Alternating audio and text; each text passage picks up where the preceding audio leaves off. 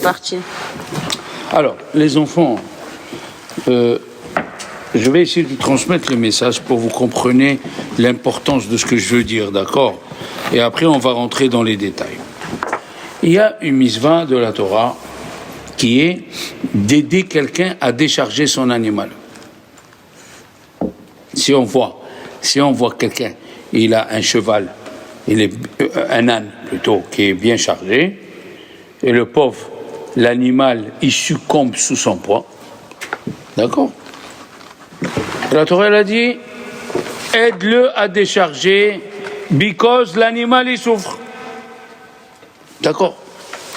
Mais est-ce qu'il y a une mitzvah d'aider à charger? Qu'est-ce que vous direz, vous? Est-ce qu'il y a une mitzvah d'aider à charger? Je ne sais pas. Il y a discussion. Non, il y a discussion, les Chachamim et Rabbi Shimon. Et Rabbi Shimon. Quoi?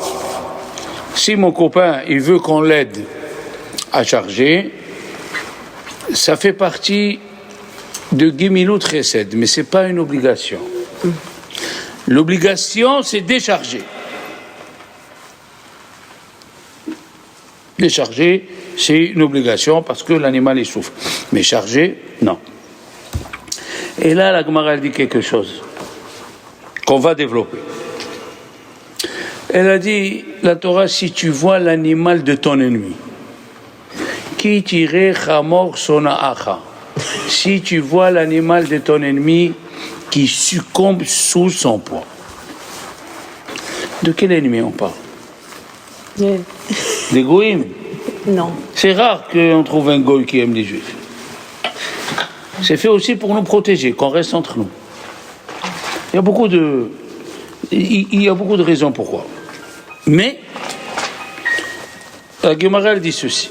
On parle de quelqu'un qui fait des péchés, c'est ton ennemi. Est-ce que tu dois l'aider? La Torah, elle a dit, qui tirait hamor sonaacha, tu vois, l'âne de ton ennemi qui succombe. C'est écrit ennemi. Maintenant, pourquoi? Parce que regarde l'âne qui est en train de souffrir. Maintenant, si on a une chose extraordinaire, la Gemara elle dit, si tu as quelqu'un, ton ami que tu aimes, qui veut décharger. Donc il veut décharger. L'animal il souffre. Et je sais pas moi, Corinne et Zoé, tes amis, ou toi, on te dit tu peux m'aider, j'arrive pas à décharger mon âne. Tu dois l'aider à décharger. Mais en même temps, tu as ta copine que tu haïs, elle parle de toi du mal. Et elle veut charger. Ah, elle veut charger. Il n'y a pas de mitzvah. Mais ton ami, il veut décharger. Il y a une mitzvah. Elle vient, la Gemara, elle a dit, va chez ton ennemi pour charger. Alors qu'il n'y a pas de mitzvah. Pourquoi? La koufet isro adif. Et là, c'est toute la Torah. La koufet isro, pour aller contre son mauvais penchant. C'est quoi la avodat Hashem? C'est quand tu vas contre ton mauvais penchant. Que ça soit clair, dans tous les domaines. Quand il te vient une envie de te venger, sache que Dieu il veut de toi, ne te venge pas. Même si c'est pas une mitzvah. Même si c'est pas une mitzvah.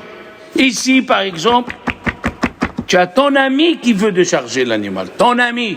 Et c'est une mitzvah. Et c'est ton ami. Et la Gemara, et de l'autre côté, tu as ton ennemi. Il veut charger. Il n'y a pas de mitzvah de charger. Et la Gemara, elle dit, va décharge. Va charge, excusez-moi. Va et charge, pourquoi? Parce que tu fais le travail contre toi. Tu luttes contre toi. Et quand quelqu'un lutte contre soi-même, c'est ça ce qu'on appelle avodat Hashem. Maintenant, on peut commencer le cours. Et vous allez voir pourquoi. D'accord? La Torah nous raconte ici, ce paracha, et les riches. Il y a peut-être... il n'y a pas un livre de paracha, s'il te plaît. Un livre de paracha, on va essayer de compter. C'est extraordinaire. Regarde, ils sont pas là, Bereshit, regarde là, peut-être. Ici sur le banc. Ici sur le banc, il n'y a pas Bereshit. Voilà. Merci. Voilà. Alors, la paracha de Chaye Sarah.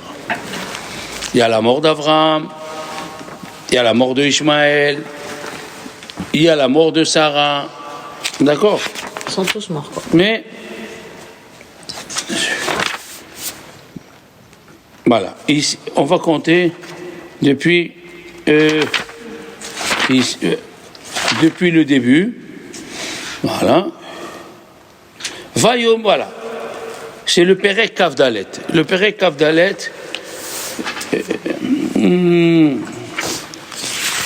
le Perek Kavdalet jusqu'à 36, on y va, 42, 49, 52, 52, 60, 60,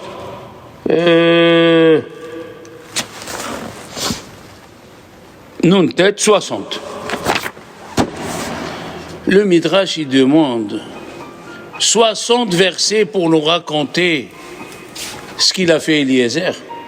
Qu'est-ce qui se passe? Comme ça il demande le Midrash.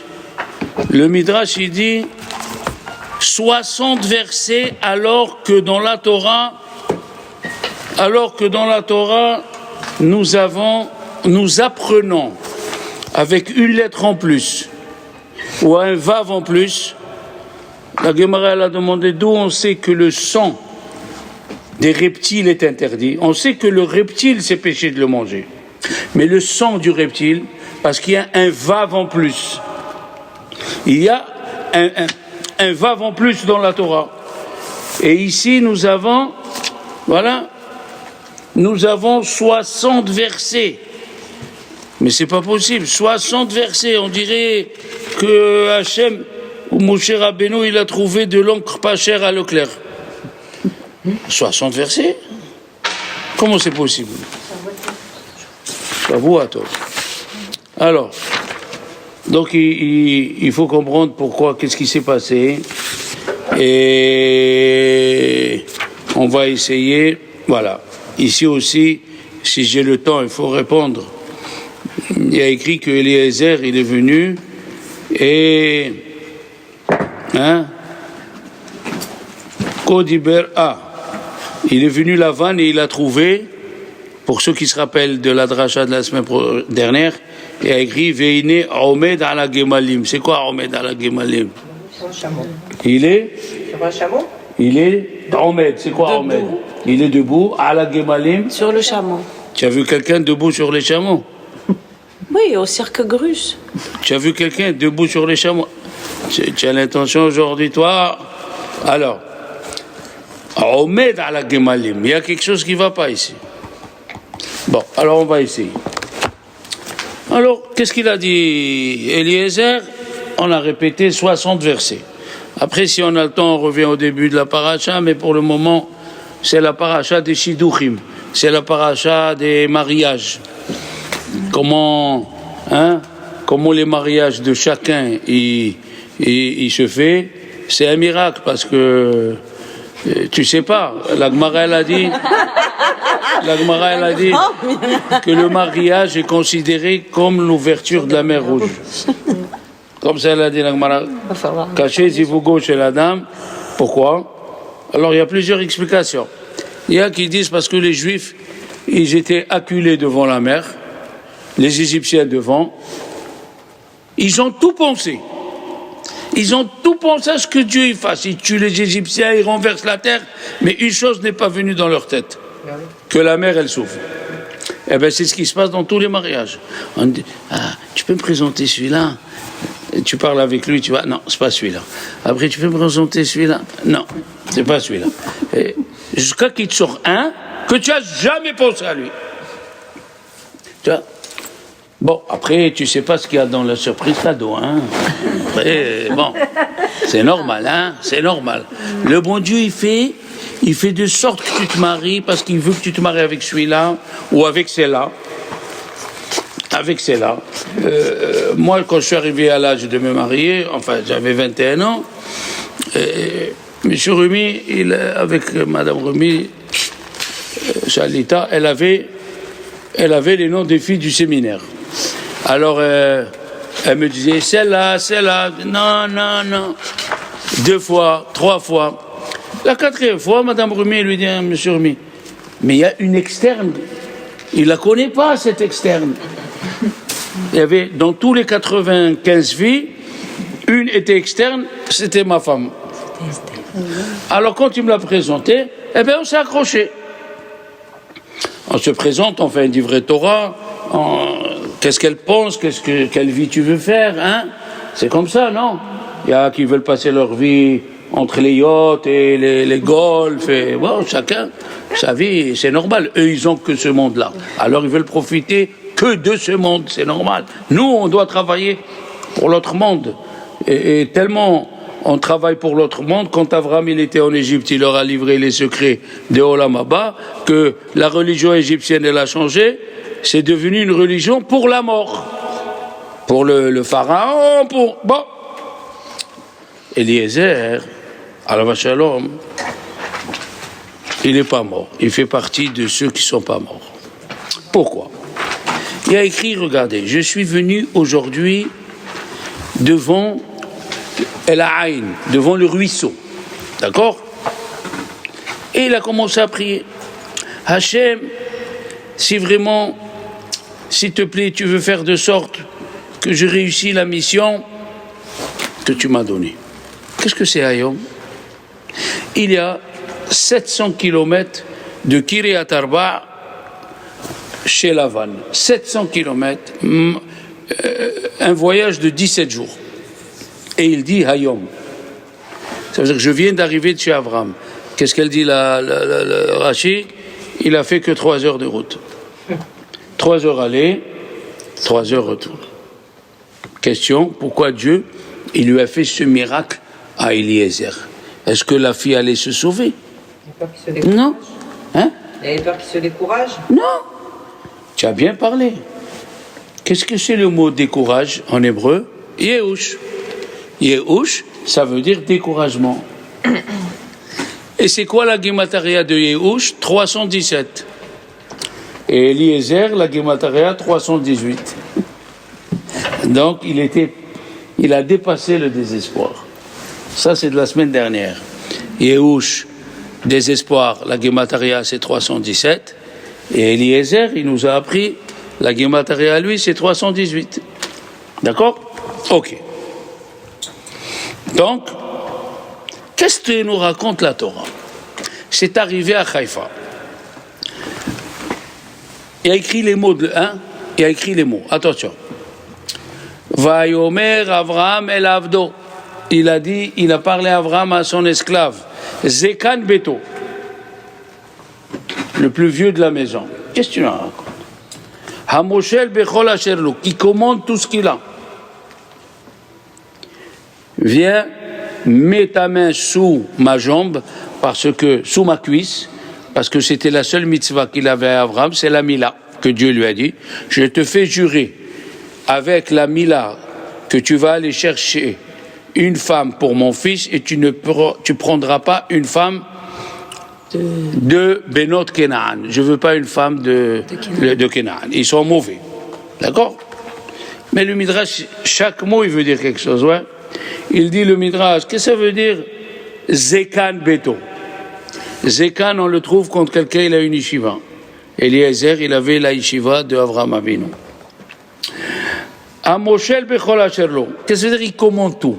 L'explication littérale, il avait les clés des coffres. Mais Amoshel Bechol Asherlo, il dominait la même Torah que son maître Avraham Avinu. Oui. Chez Moshel Betorat Rabo. Troisième avis. Zekan Beto. Zivikunin Shelo Domelo. Eliezer, il avait le même visage qu'Avraham. Hamoshel Bechol Asherlo.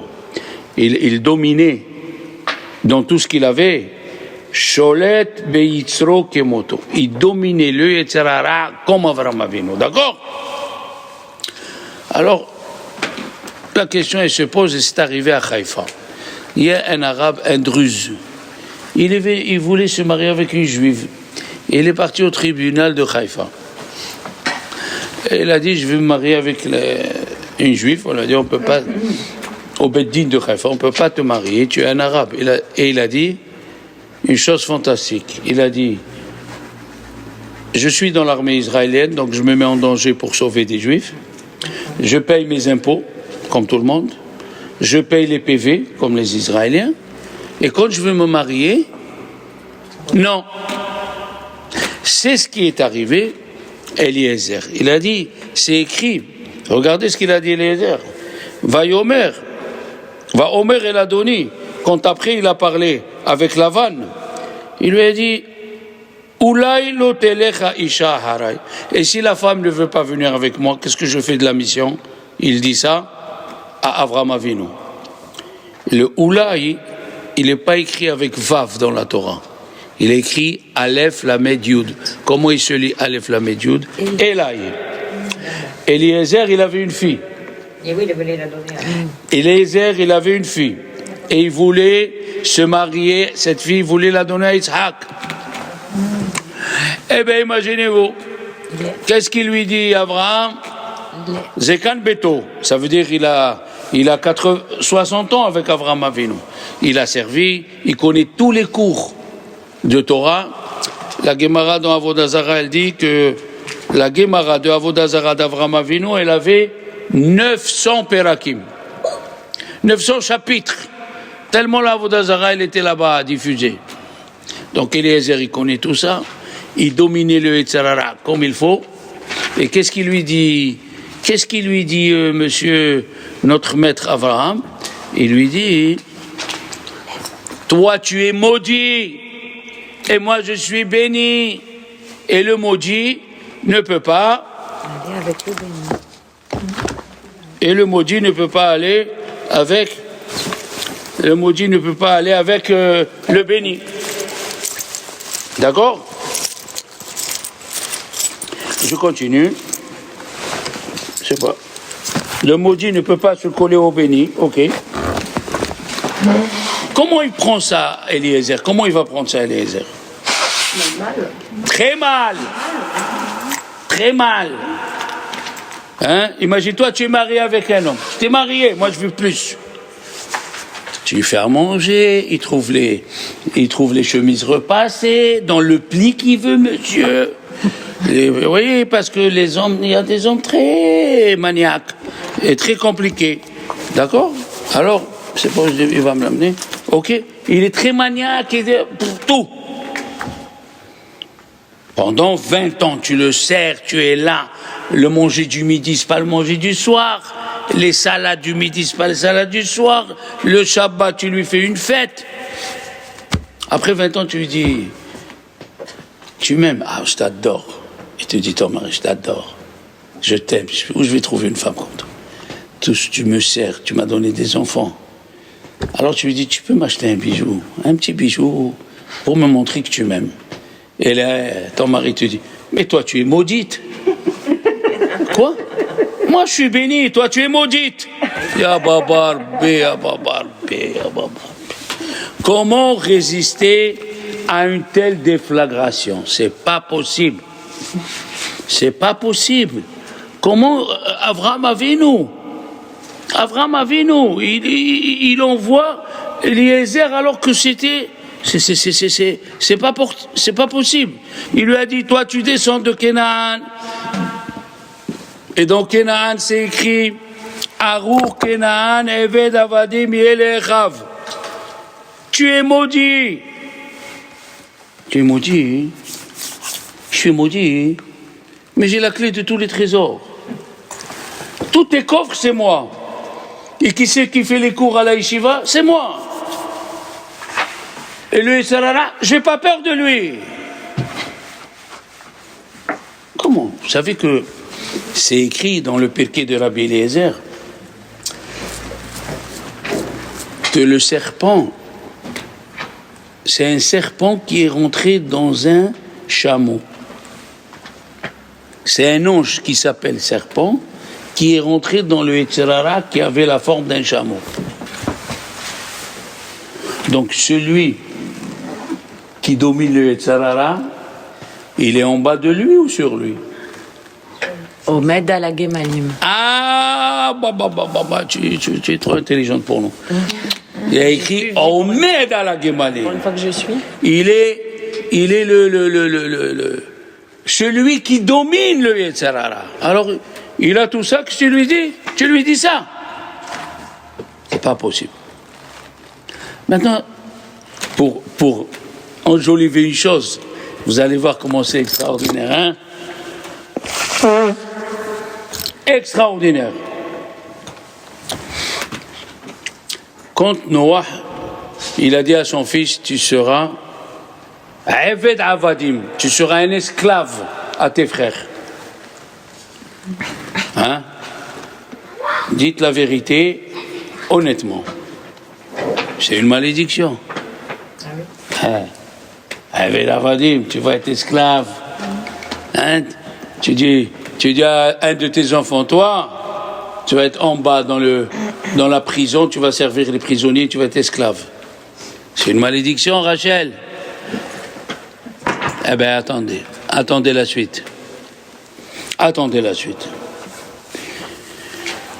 Le Mégalé Amoukot, Alav Shalom, Rabbi Nathan Shapira, qu'il était en 1500 à Cracovie.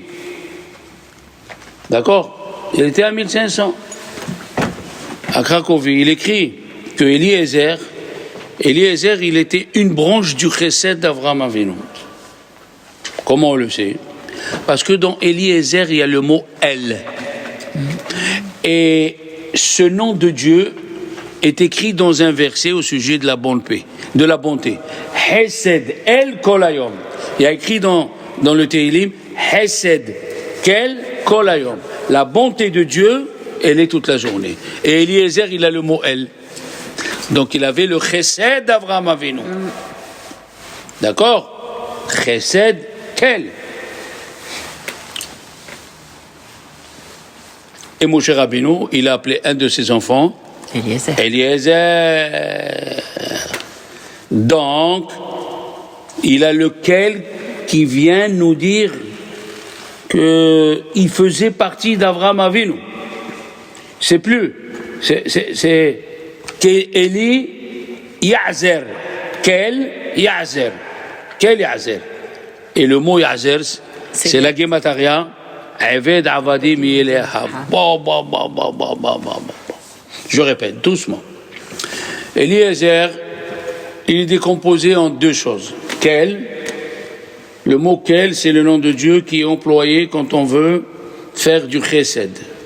Quel, comme c'est écrit dans le verset chesed quel kolayom. Dieu, il fait de la bonté toute la journée. Ok. Après lequel, qu'est-ce qui reste pour Eli? Il y a Yud, Yazer. Yazer, ce mot Yud, Aïn, Zain, Resh, Yazer, c'est la Gemataria de Eved, Avadim, Yelehab. Tu seras un esclave à tes frères. Eved, Avadim, Yelehab. C'est quoi ce nom? Il est un peu bizarre, hein? Ce nom, il est un peu bizarre. D'un côté, la première partie du nom de Eliezer, c'est la bonté, et Yazer, c'est il sera esclave. Apprenez la finesse des mots de la Torah, d'accord? Oui. Ici, regardez, nos sages ils disent, attention, et là on va rentrer dans... Qu'est-ce qu'il a fait Eliezer? Eliezer, il a fait le contraire de la vengeance. Hein? Il aurait pu... Qu'est-ce qu'il lui a dit de prier pour Dieu? Et chaque année, je fais le même exercice. Quel est l'exercice? Je m'assois en classe. Et je dis, Michel, tu peux me donner le livre, s'il te plaît? Oui. Voilà, elle n'a pas bougé. Pourquoi? C'est un exemple. Non, tu n'as pas réussi l'examen. Tu vas voir pourquoi. Parce que tu te dis, Il a devant. ou il est tapé, il est fendu, ou il a un homme de 2 mètres, Eliezer, 2 mètres de haut, il a pris les 10 chameaux pour les faire traverser. Il était d'une force. Il s'assoit, il y a l'eau ici, dans le ruisseau, Et il dit à Rivka, donne-moi à boire. À moi, il y a mes chameaux. Non. Oui, tu as raison. À moi, mes chameaux, et elle a partagé Et elle a pour donné. pas que. Voilà, elle est là devant l'eau, 2 mètres haut. Alors chaque année, je fais ça. Donc là, tu rigoles. Essaye de faire, tu vas voir. Tu prends un verre d'eau et tu le mets à côté de toi. Et tu dis à ta copine, tu peux me donner le verre dans la main? Non. Et il a dû prendre 2 doses d'Exomil, le type. C'est ça ce qu'il a demandé, Eliezer. Et c'est quoi? C'est quoi ça? Il a dit le CPLR. Quelqu'un qui aime rendre service là tu vois, là tu as réussi. Là tu as réussi. Demande pas de questions. Tu demandes des questions, c'est que tu n'as pas envie. C'est pas parce que le verre est à côté, il fait 2 mètres. Tout ça, c'est. Quand on a envie de rentrer cède, on ne demande pas de questions. Tu as compris? Je veux donner de tzedaka, oui. Combien tu veux donner? 10 euros, d'accord. Mais je veux le serfa. C'est 10 euros avec le serfa. Le cerfait coûte plus cher que. C'est comme ça. Eliezer, il a voulu une femme de ce qu'il a vu chez son maître. On a parlé la semaine dernière, la Achnasat Orhim d'Avram Avinu. Il était à genoux, malade. On a raconté des histoires dans le cours, hein, que tu as vu combien d'histoires de ceux qui ont fait Achnasat Orhim. Eh bien, Eliezer, il a tout fait le contraire de la vengeance. Il a donné les bijoux avant qu'il sache qui c'est cette femme. Tu imagines? Tu es dans le bus, tu vois une jeune fille, elle est à côté de toi. Tu sais, je vais me marier avec toi. Tiens, voilà, le diamant 3 carats, voilà les bijoux. Les bracelets, les boucles d'oreilles. Mais attends! Qui sait? Peut-être c'est comme l'histoire du diable qui est rentré à la synagogue, tout le monde s'est caché. Et il y a un, il était debout, il priait debout. Il lui a dit, tu sais qui je suis? Il lui a dit, oui, tu es le diable. Et tu n'as pas peur? Il lui dit, non, je suis marié avec ta sœur. Tu sais pas qui c'est? Tu lui donnes les bijoux comme ça? Attends! On ne sait pas, nous comme il disait le Rav Rumi Zchon Bracha, c'est la Askara à lui, cette semaine. Quand je lui disais, il y a celui-là qui va se marier, il me disait contre qui? On monte tous sur le ring. Mais pour éviter les coups, pas pour donner des coups. Pour éviter. C'est obligatoire. La personne ne peut pas monter. Qu'est-ce qui fait quelqu'un qui s'entraîne à la boxe? Il tape sur un truc, il tape. Après, il devient plus fort. Eh bien, c'est pareil. La femme, elle te tape, c'est pour que tu augmentes. Ne descends pas à son niveau. Elle te tape, tu la retapes. C'est pas ça. Le but de la Torah, c'est que tu reçois et tu... Encaisse. Et tu sais encaisser, voilà le mot. Tu sais encaisser. Ton mari, il te voit. Putain, je lui ai dit ça le matin, je lui ai dit ça à midi, je lui ai dit ça le soir, elle est toujours pareille, le sourire. Ça va? Tu vas bien? Attends, je vais essayer demain. Et demain, il reprend. Et elle, ça va? Il te manque quelque chose? Le café, il est à ton goût. Hein? C'est le Blue Mountain. Hein, c'est ça, 20 euros le sachet, 200 grammes. Hein? Jamaïque. Il voit, tu changes pas. Il se sent petit par rapport à toi. C'est lui qui se sent petit. Il attend que tu... À moi, tu me parles? À moi? Pour que lui, il va sortir ses griffes. Il voit que toi, tu restes pareil. Baruch atah Hashem Elokim le'olam she'akol na'ya bidbaro. Et tu vois, et tu souris. Merci, mon Dieu. Cette eau d'évian, elle l'a fait 5000 km pour moi. Allah, Baruch Shemo. J'aime les mangues. Ils ont fait 12 000 km pour que je les trouve Shabbat. Ah, il me manque rien. Oh là là. Quand il voit ça, ton mari, il te répond, mais en vérité, dans la route, il se dit comment elle fait. Mais ça, Comment elle fait? C'est toutes les semaines. Je l'envoie balader, il est toujours pareil. Ça, c'est Eliezer. La Koufet Yitzro, c'est le début de la Gemara. La Koufet Yitzro. Il a dominé son mauvais penchant. Il a dominé. Ta femme, elle te fait une histoire pendant 1 heure. Non, à la fin, tu dis, tu as 100 € pour que j'achète quelque chose? Elle a fait 100 €. Tu dis, tiens, 150. Achète-toi quelque chose en plus. Ça, c'est le but de la Torah. Qu'est-ce qui s'est passé? Comment il s'appelle? Eliezer. Qu'est-ce qu'il lui a dit? Arour. Tu es maudit. Ok. Arour. Il lui a dit, Lavan, Bo Beruch Hashem. Dieu lui a mis les mots dans la vanne. Viens le béni de Dieu. Qu'est-ce qu'il dit Rachi en ce moment-là? Il est sorti de Harour, il est devenu Baro. Il est sorti. Il a changé son mazal. Il a changé son mazal. Pourquoi? Parce qu'il ne s'est pas vengé. Il est sorti de Harour, il est devenu Baro. Eh ouais. Et ça, c'est grâce à quoi?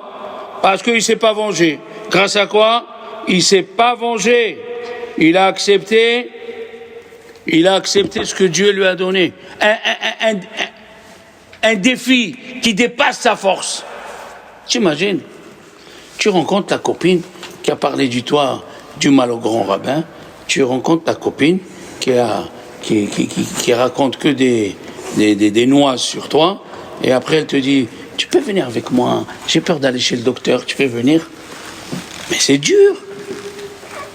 C'est très dur. Rabbi Moshe Chaim Luzzatto, il a écrit dans son livre, dans le Père Yud Aleph, et il explique que la vengeance, c'est très dur. Le Tzara vient et te dit, bon, tu veux pas te venger? Il ne te venge pas, mais ne fais rien. Mais pourquoi tu dois sourire? Pourquoi tu dois lui donner le meilleur? C'est pas facile. Rabbi Israël Salanter, il était dans un train, Rabbi Israël Salanter. Et ça concerne tous les jours. Rappelle-toi, Michel, tout le monde, c'est tous les jours cette épreuve. Il était dans le train, il fumait. Il était dans le wagon. Fumeur, Texas. Il y a un jeune rabbin, ils sont des fois volatiles, il vient lui dire, arrête de fumer là, tu nous en fumes, c'est quoi cette histoire? Excuse-moi. Il a éteint la cigarette, ou je ne sais pas si c'était la pipe, bon, il a éteint. Ils arrivent à Vilna.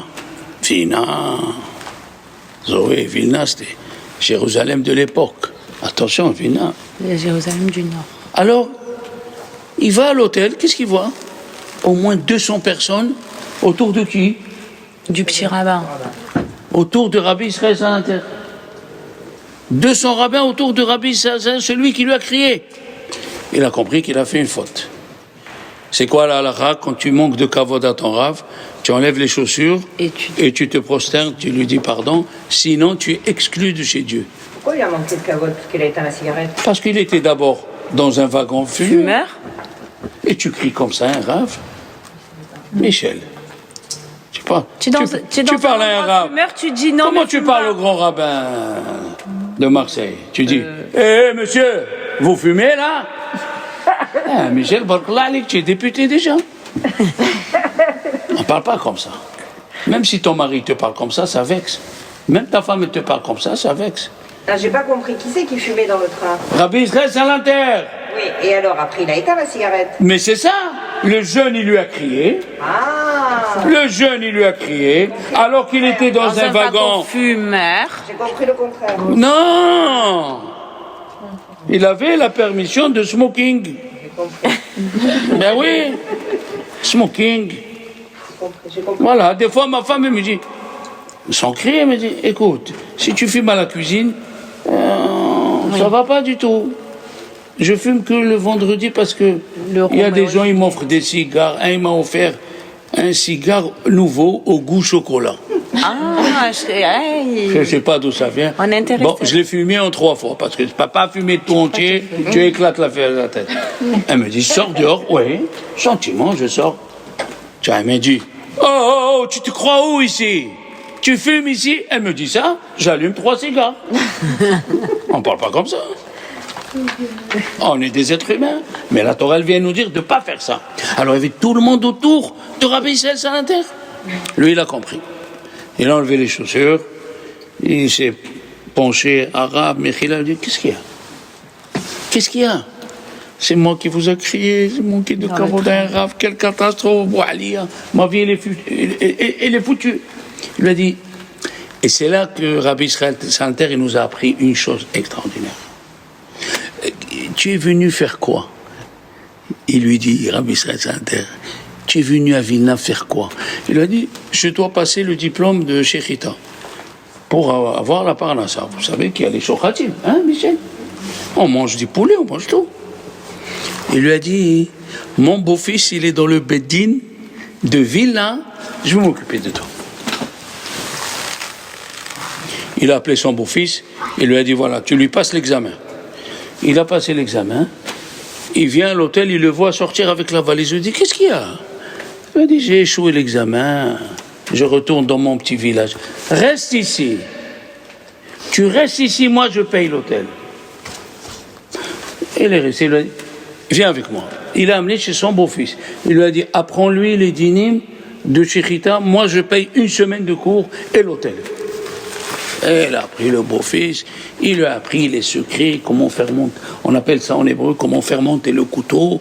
Et le couteau, il a 3 fils, un en haut et 2 de côté. J'ai appris moi aussi quand j'ai passé mon diplôme, comment l'angle il faut que le faire passer, 12 fois, hein, comme ça, en haut, en bas. Il ne faut pas que tu parles avec quelqu'un, il faut que tu sois concentré, et dès que tu as fini, si c'est possible, c'est bien que tu te blesses.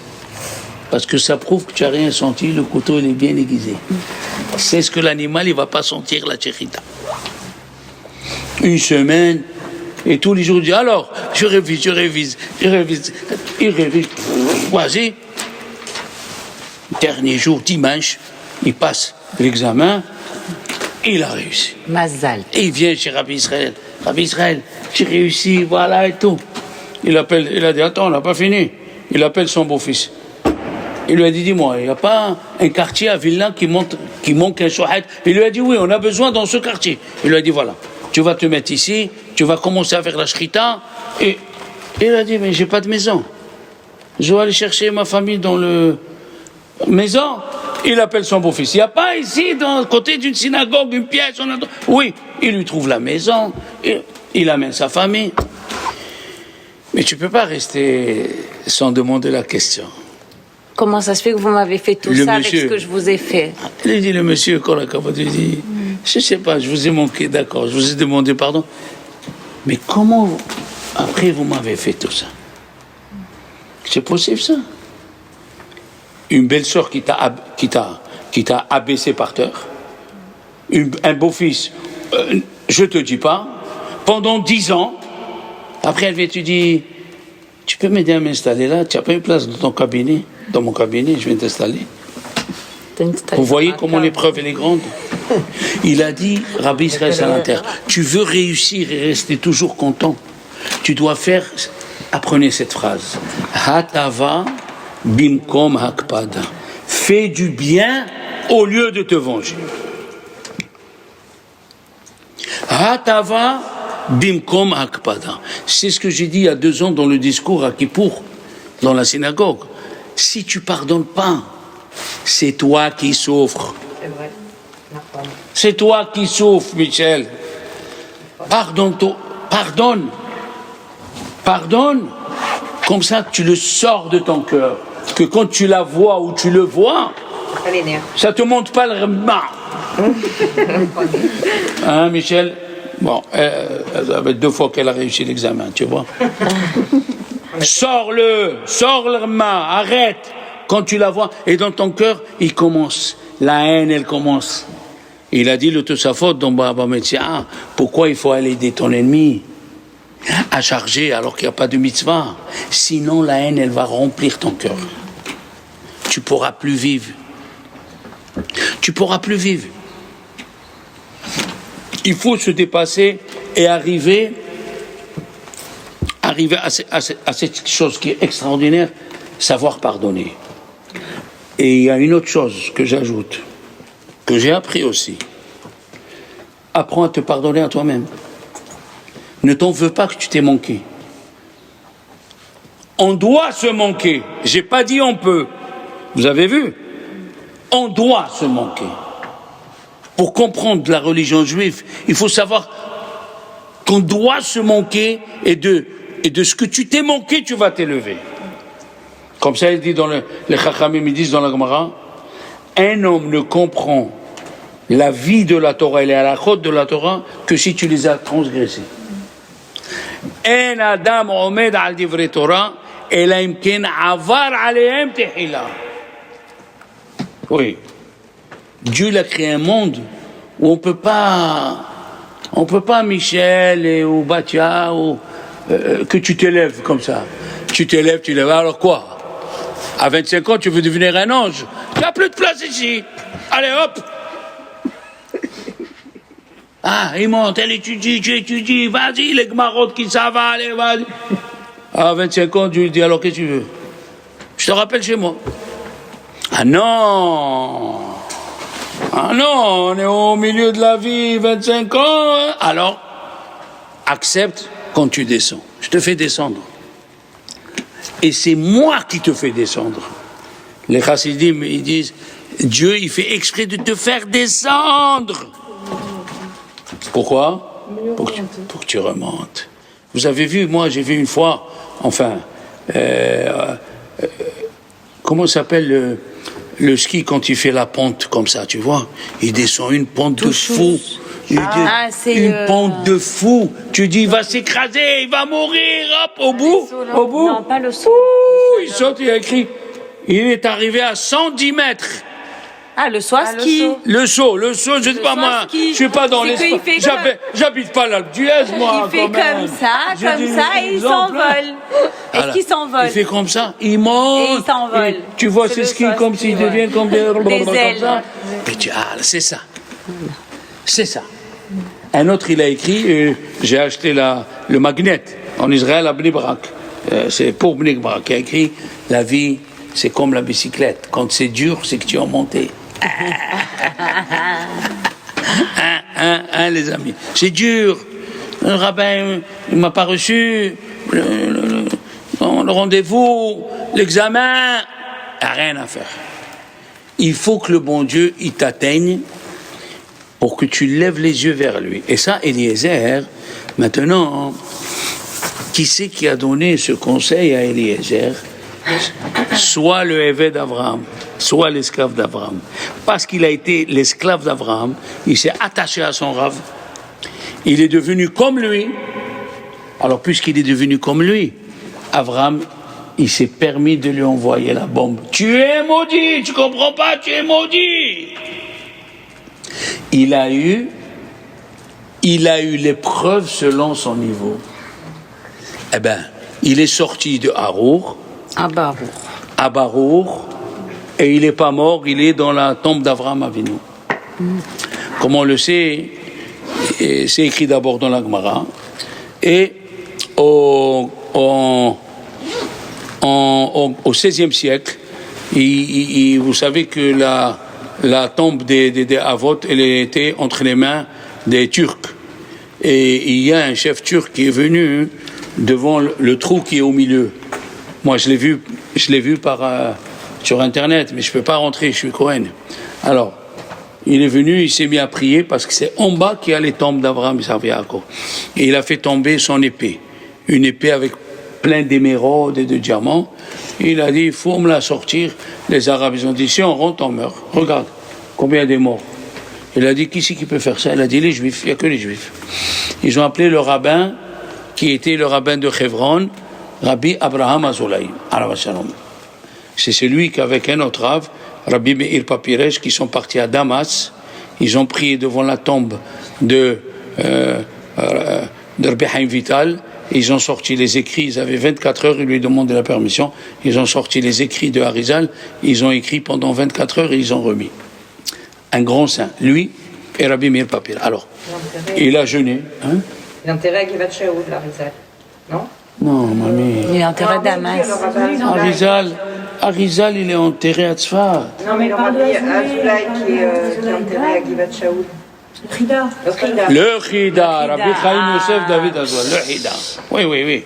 Alors, son grand-père. On ne peut pas prendre la place à deux. Voilà, son grand-père. Toi et ta sœur. Son grand-père, c'est Rabbi Abraham Azoulay. Il a écrit un livre qui s'appelle Hesed l'Avraham. C'est de là-bas où je vous ai dit, il faut faire très attention. C'est lui qui a dit qu'il faut faire Borémédé Messamim le vendredi soir. Oui. Sinon, le samedi soir, au lieu que les anges bénissent la maison, ils maudissent la maison. Il faut faire Borémédé Messamim le vendredi soir. D'accord? Alors, Rabbi Abraham Azoulay, il a jeûné 3 jours et il est rentré dans la tombe d'Avraham, Isaac et Yaakov. Il est rentré chez Avraham. Avant de rentrer, il a rencontré qui? Eliezer. Il lui a dit, qui tu es? Il lui a dit, d'abord toi, qui tu es? Qui je suis d'abord? Qui tu es toi d'abord? Il lui a dit, je suis Avraham Azoulay, je viens sauver la communauté. Il lui a dit, moi je suis Eliezer et Ben Avraham. Alors il est parti, il lui a dit, voilà, tous les jours, je réveille Avraham, il fait la tefila, après je l'endors, après je réveille Yitzhak, il fait la prière, je l'endors. Après, je réveille Yaakov, il fait la prière, je l'endors. Il a dit, pourquoi tu ne les fais pas les 3 en même temps? Il a dit, s'il prie les 3 en même temps, ils vont amener le Mashiach avant le temps. Et Dieu, il ne veut pas encore. Il a dit, je peux rentrer chez Avraham Avinu? Il a dit, tu attends ici, je te donne un numéro. Il est rentré, il a fait rentrer, il a vu Avraham Avinu, et il s'est mis à pleurer, je ne veux plus sortir, je veux rester avec vous, je ne veux plus sortir. Il a dit, dis-moi, pourquoi Dieu t'a envoyé chez moi? Pour sauver mes enfants. Tu ne veux plus sortir pour que mes enfants y souffrent. D'abord, tu prends le panier, tu prends l'épée avec les diamants et tout ça, tu le ramènes, tu sauves mes enfants, et après tu vas venir.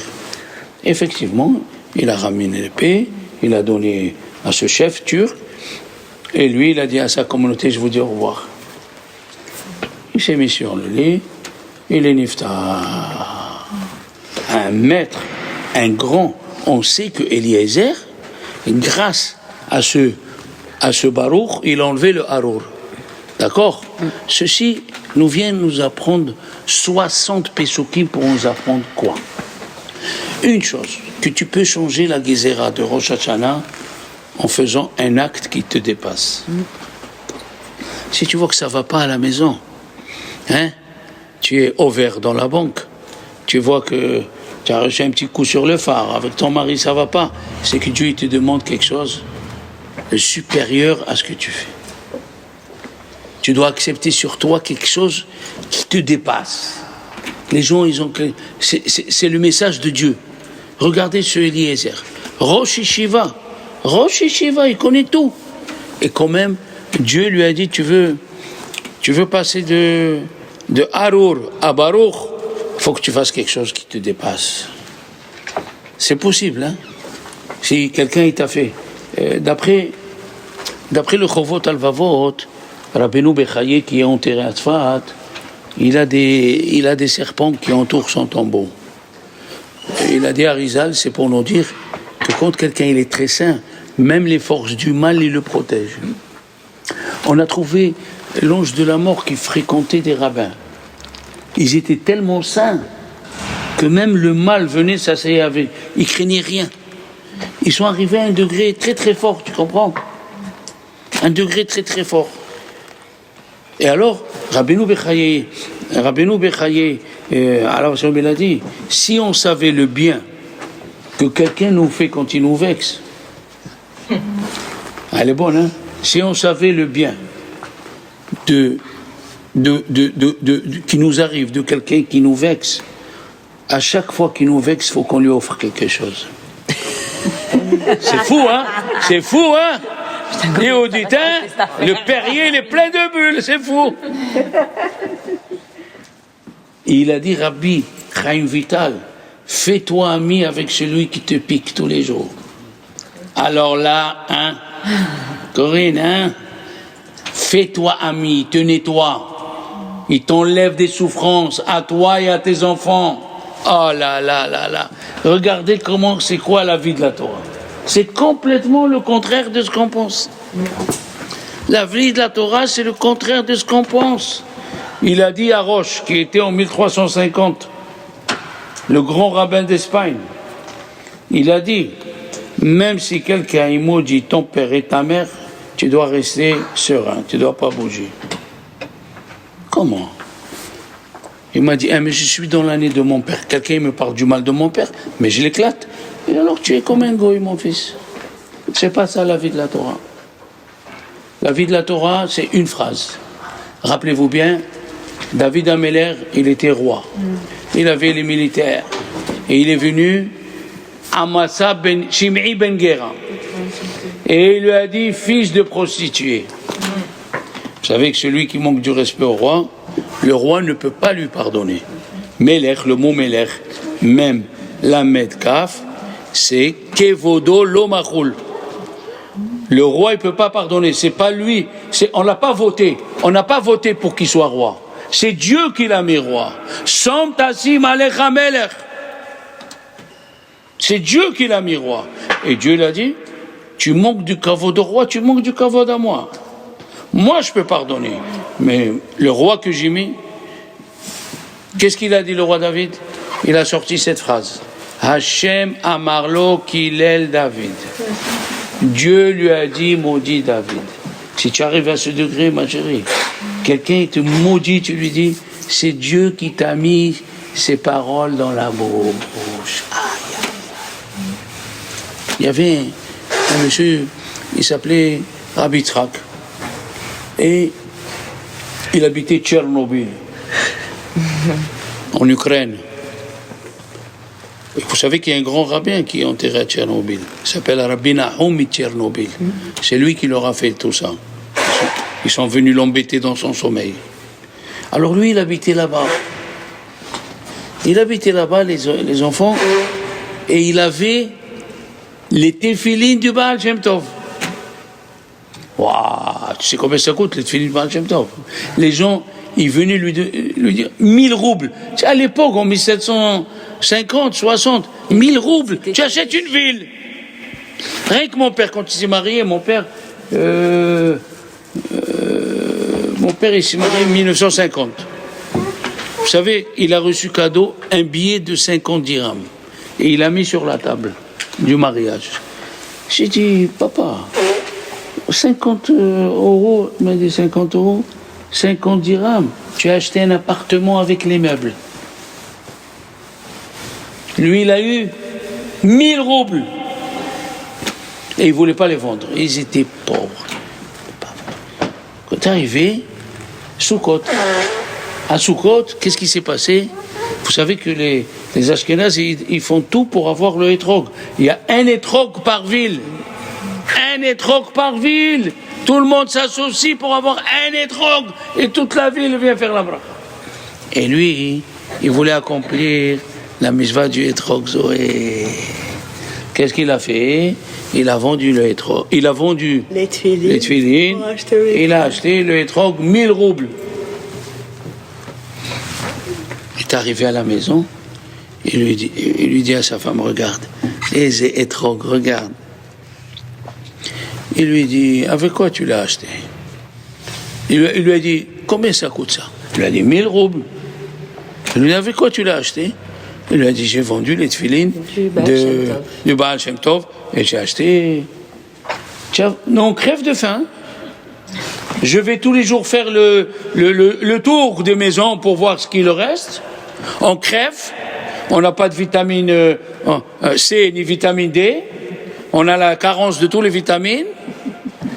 Shabbat, même, on a un œuf à la place de la daf. Tu es parti le vendre pour acheter un hétrog. Elle a pris le hétrog et l'a jeté par terre. Rabbi Yitzhak, il est resté à sa place. Il a dit, bon, on avait les tefilines, on n'a plus. On avait le hétrog. On avait le hétrog, on n'a plus. Le soir, il rêve son père. Il lui a dit, dans le ciel, ils ont fait une réunion et ils ont dit, le fait que tu t'es pas énervé, c'est mieux que tout ce que tu as fait jusqu'à présent. Pas facile, hein? Hein, imagine-toi, tu as un bijou de ton arrière-grand-mère depuis l'époque des Vikings. Et une, elle est en train de le voir, il rentre dans le lavabo. Mais c'est pas l'argent, c'est le sentimental. souvenir, Hein. le sentimental. C'est de mon père, tu comprends pas. Le verre de qui touche de mon père, mon père, mon père. Mais ton père, il aurait pas voulu que tu t'énerves. Il est en la pas, ton père. Ça, Eliezer nous apprend une leçon. Vous pouvez pas vous imaginer qu'est-ce que ça veut dire ne pas se venger. Les Chachamim, ils ont dit, on l'appelle Yosef Hatzadik. Pourquoi on l'appelle Yosef Hatzadik? Moi, je connais des personnes, je connais une famille, je vous assure. Ils ne se parlent pas parce que la belle-sœur, elle a parlé du mal de l'autre belle-sœur. Ça fait 17 ans. Et je lui dis, mais même les Arabes et les Juifs, ils ont fait la guerre. L'Égypte, elle a fait, et ils ont fait la paix. Mais comment ça? 17 ans, ni tu pas, ni rien à faire.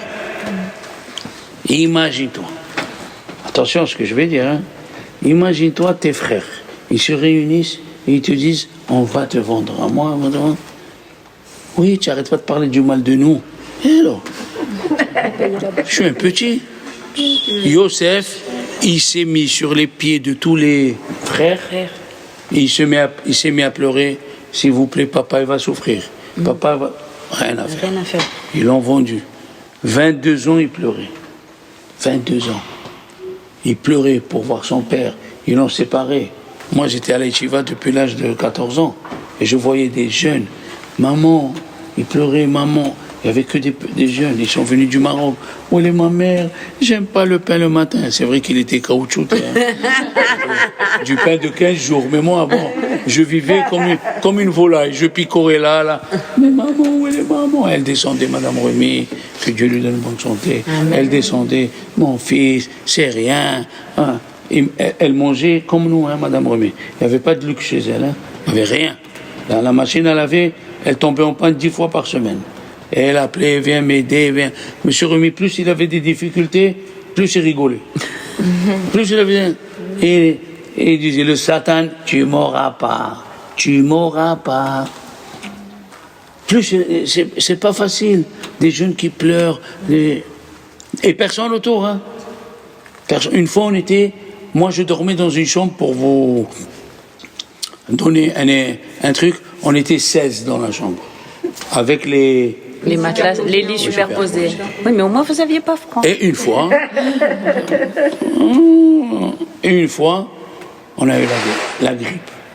Sur les 16, 11. Si tu sais comment on pleurait, dans le lit comme ça. Où elle est ma mère, elle me donnait le verre de thé, elle me donnait un petit pain au chocolat, elle me faisait la soupe, quelle soupe à la yeshiva, quel verre de thé. Et quand même, Madame Romel était là, elle essayait de nous consoler, on a résisté, et on est là aujourd'hui.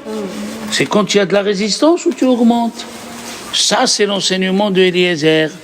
J'ai même écouté, résiste, montre que tu existes. Ah, vous la connaissez vous aussi?